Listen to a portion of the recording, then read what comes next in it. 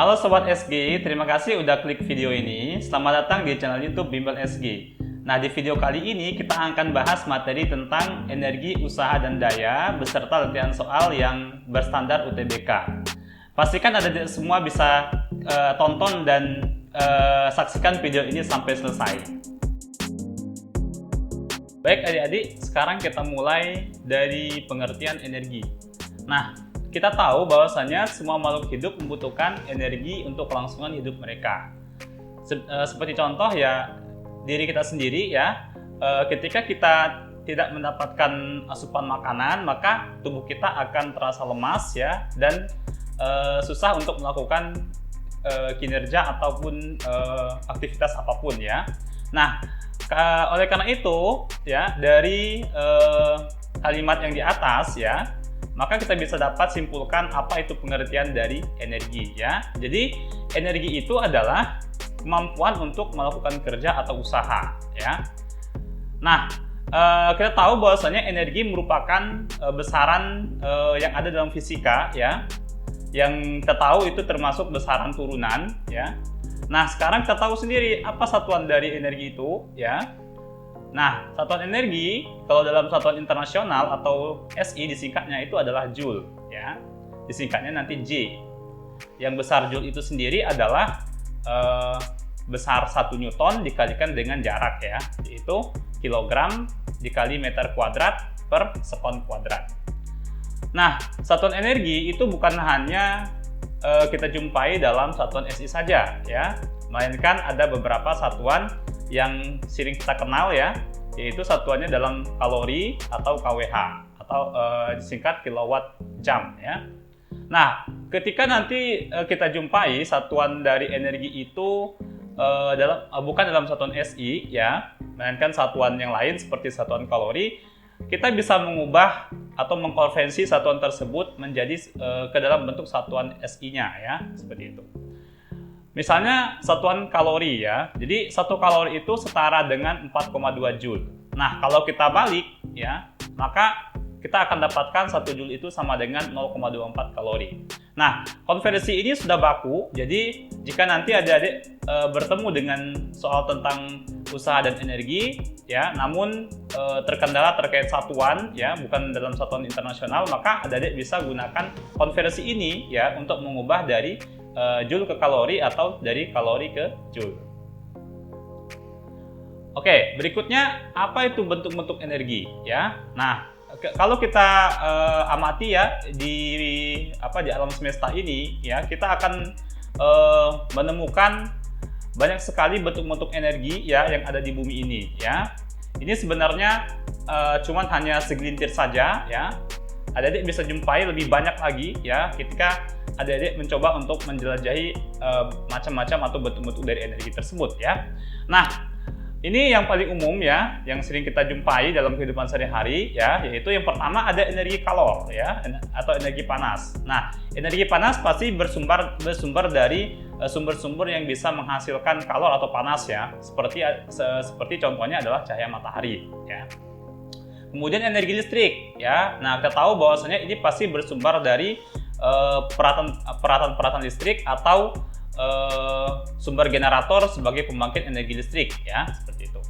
Nah, energi listrik juga bukan hanya berasal dari sumber generator yang ada seperti pada saat ini ya. Ini juga bisa kita peroleh dari berbagai macam energi alternatif ya, seperti air, udara, matahari ya, angin dan lain sebagainya ya.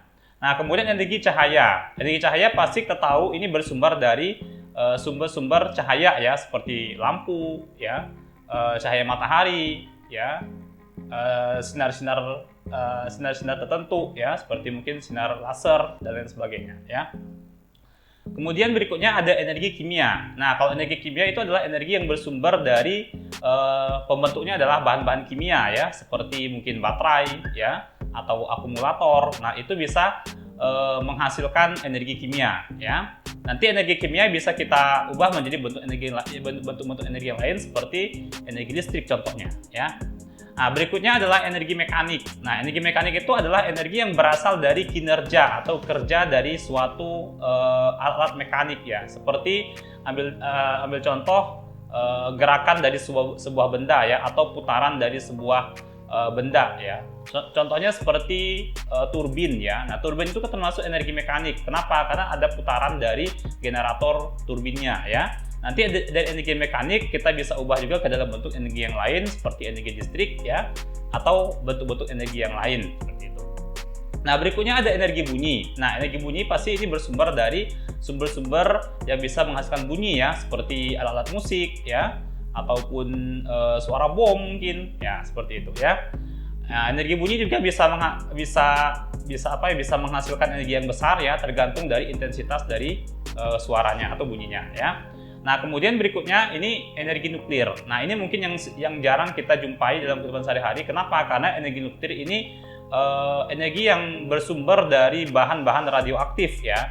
Nah, karena dia bersumber dari bahan radioaktif, maka persediaan dari bahan tersebut akan sulit sekali ya, dan bahkan untuk membuatnya pun dibutuhkan biaya yang cukup mahal ya, seperti itu. Nah, di Indonesia sendiri ya sudah mulai dikembangkan energi nuklir ya. Nah, contohnya seperti bisa jumpai di Batam ya, sudah ada beberapa generator ya, walaupun baru hanya generator sebagai percontohan, namun itu sudah bisa menghasilkan energi listrik ya, tapi masih skala kecil. Nah, jika ingin dibuat dalam skala besar, maka kita harus membuat generator yang lebih besar lagi ya, kemudian menyediakan bahan-bahan radioaktifnya yang lebih banyak lagi seperti itu ya. Oke, sekarang kita lanjut berikutnya nah di sini kita akan terfokus ke energi mekanik ya. Jadi energi mekanik, kemudian nanti ada energi potensial dan energi kinetik ya. Nah, kita mulai yang pertama dari energi mekanik terlebih dahulu. Nah, energi mekanik itu biasanya disimbolkan dengan EM ya. Nah, apa itu energi mekanik ya? Energi mekanik itu adalah energi yang dimiliki suatu benda berkaitan dengan gerak ya. Jadi setiap benda itu bergerak, maka secara otomatis benda akan menghasilkan suatu energi mekanik ya. Gerakannya bisa berupa gerakan lurus ya, atau gerakan berputar, atau hanya sekedar bergetar ya, seperti itu. Itu juga dikatakan sebagai energi mekanik ya. Nah, energi mekanik itu terdiri dari apa saja ya? Oke. Nah, energi mekanik itu terdiri dari dua ya, yaitu ada energi potensial ya dan energi kinetik ya. Jadi jenisnya nanti ada dua, ada energi potensial dan energi kinetik ya. Nah, energi mekanik nanti dirumuskan dengan rumus, karena dia terdiri dari energi potensial dan energi kinetik ya, maka energi mekanik dirumuskan EK sama dengan EM sama dengan EP ditambah EK ya. Di mana EM-nya sendiri merupakan energi mekanik, satuannya adalah Joule, EP-nya adalah energi potensial, satuannya adalah Joule, dan EK-nya adalah energi kinetik, satuannya Joule. Oke, kemudian kita ke energi potensial. Nah, apa itu energi potensial? Energi potensial itu adalah energi yang disebabkan oleh posisi benda ya, atau jarak atau ketinggian ya, bisa dikatakan seperti itu. Intinya posisinya berbeda ya, atau berada pada ketinggian tertentu, maka energi yang dihasilkan oleh benda tersebut adalah energi potensial ya. Nah, energi potensial itu dirumuskan dengan EP sama dengan M kali G dikali H ya. Di mana EP-nya sendiri adalah energi potensial, satuannya adalah Joule. Kemudian M-nya adalah massa benda, satuannya kilogram ya. Dan G ya, ini merupakan percepatan gravitasi ya, ini merupakan suatu ketetapan ya, yaitu 9,8 meter per sekon kuadrat, atau bisa juga diambil angka pembulatannya yaitu 10 meter per sekon kuadrat ya. Dan yang terakhir nanti ada ketinggian atau H disimbolkan ya, satuannya adalah meter. Nah, ketinggian inilah yang paling menentukan besar dari energi potensialnya ya. Oke, berikutnya kita akan lanjutkan ke energi kinetik ya. Nah, energi kinetik itu biasanya disebutkan dengan EK ya. Energi kinetik itu adalah energi yang dimiliki benda karena kecepatannya atau kelajuannya ya. Jadi setiap benda yang bergerak itu pasti memiliki energi kinetik ya. Nah, rumus energi kinetik itu adalah EK sama dengan setengah dikali mv kuadrat. Dengan EK adalah energi kinetik, satuannya adalah joule, M itu adalah massa, satuannya kilogram, dan V adalah kecepatan ya, satuannya adalah meter per sekon. Nah, ini ada sedikit kesimpulan terkait energi ya, baik energi mekanik, energi potensial maupun energi kinetik ya. Ini kasusnya untuk benda jatuh ya. Oke, kita tahu bahwasanya ketika benda jatuh ya, ketinggian benda itu kan dia akan bergerak dari atas ke bawah ya, maka akan mengalami ketinggian yang semakin rendah ya, ketika dihitung dari tanah ya. Kemudian untuk kecepatan atau kelajuannya ya, setiap benda jatuh itu pasti ketika dia bergerak ya, semakin terkait dengan waktu ya, maka kecepatannya pasti akan semakin meningkat ya. Apalagi kalau benda jatuh ya, semakin lama akan semakin besar kecepatannya ya. Maka ketika benda dijatuhkan, maka energi potensialnya akan berubah menjadi energi kinetik ya. Kenapa? Karena di tempat awal itu bendanya masih dalam keadaan diam ya, itu dia memiliki energi kinetik yang 0 ya. Kemudian ketika dia sampai tanah, itu ketinggiannya sudah rata dengan tanah, artinya ketinggiannya sudah 0. Sehingga ketika sampai tanah itu energi potensial yang 0 ya. Sehingga nanti pada saat dia bergerak itu terjadi perubahan bentuk energi ya, yaitu dari energi potensial itu berubah menjadi energi kinetik. Nah, kemudian semakin bergerak ke bawah, energi potensialnya semakin berkurang, tapi energi kinetiknya semakin bertambah. Nah, ini kenapa?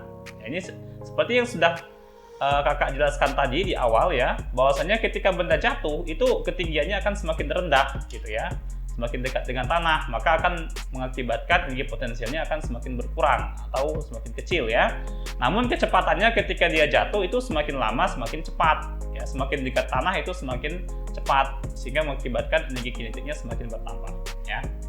Baik, sekarang kita lanjutkan ke hukum kekekalan energi ya. Jadi apa itu hukum kekekalan energi ya? Nah, ini jadi hukum kekekalan energi itu adalah ini berasal dari suatu energi ya, energi yang ada di permukaan bumi itu yang nggak bisa dimusnahkan atau nggak bisa diciptakan ya. Kenapa? Karena energi itu sebenarnya dia timbul ya, namun pada hakikatnya kita bisa mengubahnya ya. Nah, berawal dari sini maka timbullah namanya hukum kekekalan energi. Artinya setiap energi itu dia bersifat konstan ya, terutama yang berkaitan dengan energi mekanik nanti ya. Nah, jadi di sini hukum kekekalan energi ini menuliskan bahwa energi tidak dapat diciptakan atau dimusnahkan, tapi energi dapat berubah dari satu bentuk ke bentuk yang lain ya. Contoh misalnya energi apa? Yang paling mudah itu adalah energi panas atau energi kalor ya. Nah, energi kalor nanti kan kita nggak bisa menghilangkan energi kalornya, tapi kita bisa mengubah energi kalor itu menjadi energi apa? Menjadi energi listrik ya, atau menjadi energi cahaya ya, dan lain sebagainya. Jadi kita bisa mengubahnya ke bentuk-bentuk yang lain ya. Nah, ini sedikit ilustrasi ya, atau terkait gerak dari suatu roller coaster ya, yang nanti akan menjelaskan keterkaitannya dengan hukum kekekalan energi ya. Nah, kita perhatikan ya, ada sebuah roller coaster ya yang jatuh dari ketinggian tertentu ya, kemudian dia turun ya sehingga ketinggiannya semakin rendah ya, dan memasuki wilayah lingkaran 1 dan lingkaran 2 ya. Nah, sampai dia ke lintasan berikutnya ya. Nah, yang perlu kalian perhatikan adalah ketika ketinggiannya menurun ya gitu, maka kecepatannya membesar ya gitu ya. Nah, kemudian ketika dia naik lagi gitu kan, turun ya, kecepatannya berubah-ubah ya sesuai dengan posisinya ya. Maka nilai dari energi kinetik, energi potensial, dan energi mekaniknya itu bisa kalian lihat di paling kanan ya. Yang merah itu adalah energi kinetik ya. Kemudian yang warna biru itu adalah energi potensial ya, dan yang warna hijau itu energi mekanik ya. Jadi bisa dilihat ketika roller coasternya itu bergerak ya. Nah, nanti ketika dia turun energi kinetiknya bertambah ya, kemudian energi potensialnya malah berkurang, namun energi mekanik lihat selalu penuh ya. Jadi energi mekanik itu nggak pernah berkurang, nggak pernah bertambah. Jadi tetap ya, nilainya selalu konstan seperti itu ya. Nah, yang berubah apa di sini? Yang berubah itu adalah energi kinetik dan energi potensialnya ya. Jadi pada saat roller coasternya itu naik ya, maka yang bertambah adalah energi potensialnya. Kemudian pada saat roller coasternya turun ya, yang bertambah itu adalah energi kinetiknya ya. Nanti bisa kalian pelajari lebih lanjut di slide berikutnya ya. Nah, berawal dari ilustrasi tadi ya, maka kita telah ketahui bahwa energi mekanik itu merupakan, dari awal kan sudah kita tahu ya, bahwasanya energi mekanik itu merupakan hasil penjumlahan dari energi potensial dan energi kinetik ya. Nah, maka kita bisa tuliskan EM itu adalah EP ditambah EK, di mana EP ini adalah energi potensial dan EK itu adalah energi kinetik. Oke, kalau kita substitusikan rumusnya masing-masing ya, EP adalah M kali G kali H ya, dan EK adalah setengah dikali M dikali V kuadrat ya. Maka kita peroleh EM ini lengkapnya adalah M kali G kali H ditambah dengan setengah dikali M dikali V kuadrat ya. Nah, apabila benda selama bergerak naik dan turun ya, itu hanya dipengaruhi oleh gaya gravitasi, maka besar dari energi mekaniknya akan selalu tetap ya. Dengan kata lain, jumlah energi potensial dan energi kinetik akan selalu tetap juga ya. Maka inilah yang dinyatakan sebagai hukum kekekalan energi mekanik ya. Artinya apa? Artinya energi mekanik itu selalu tetap ya, ketika gerakan yang mempengaruhinya hanya dipengaruhi oleh percepatan gravitasi saja.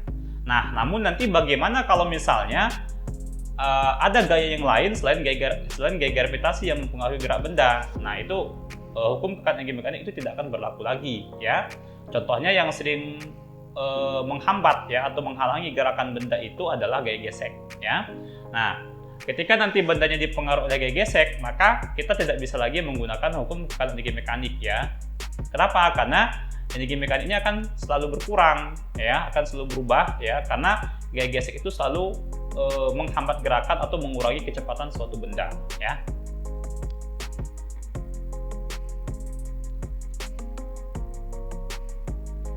Oke, baik. Dari penjelasan yang kakak jelaskan tadi ya berkaitan dengan energi, sekarang kita akan mencoba membahas latihan soal ya yang terkait dengan energi yang seperti yang sudah kakak jelaskan tadi ya. Nah, soal ini standar UTBK ya. Jadi adik-adik bisa sekalian belajar soal-soal atau jenis-jenis soal yang bisa tergolongkan dalam soal-soal UTBK ya. Oke, ini ada satu soal ya. Nah, soalnya bisa ada lihat sendiri ya.